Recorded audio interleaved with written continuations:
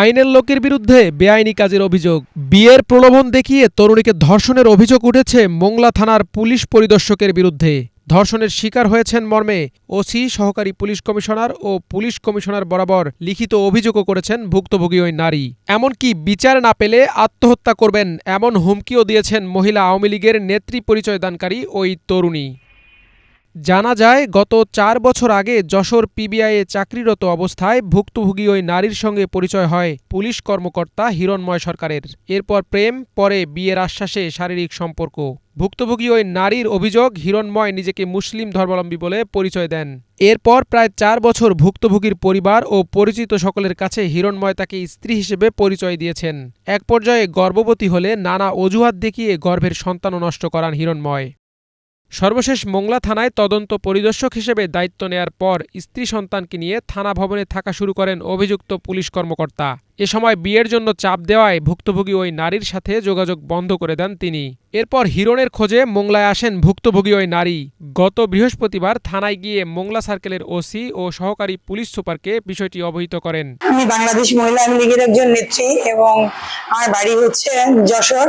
পিবিআইতে হিরণ ছিল, এখন খুলনার মোংলার তদন্ত হচ্ছে। ওনার সাথে আমার দীর্ঘ ৪-৫ বছর রিলেশন, কিন্তু তার সাথে আমার যে রিলেশনের পরিপ্রেক্ষিতে আমি বেবি কনসেপ্ট করেছি, সেগুলো মানে কি বলে নষ্ট করেছি, সবই হিরণের কারণে। সে এখন হচ্ছে মোংলা থানার তদন্ত হচ্ছে।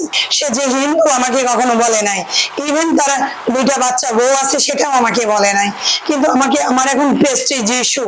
হ্যাঁ, কেন জেনে শুনেই সে একজন আইনের লোক হয়ে এত বড় ভুল করলো, কিংবা আমাকে কেন আমার এখন জীবন দিতে হবে?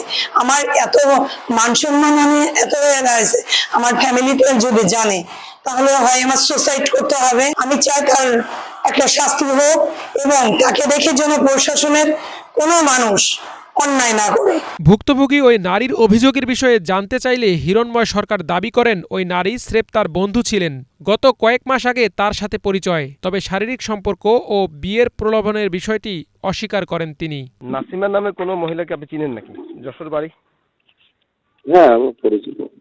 হ্যাঁ, উনি একটা অভিযোগ করতেছিল যে দীর্ঘদিন আপনার সাথে ওনার সম্পর্ক, দৈহিক সম্পর্ক, শারীরিক সম্পর্ক হয়েছে। এমনি কোনো লিখিত কোনো অভিযোগ দিলে সে আমার ফ্রেন্ড মতো ছিল। আপনি ওনার নম্বর নিয়ে কথা বলেন। হ্যাঁ, ওনার সাথে আমার কথা হয়েছে।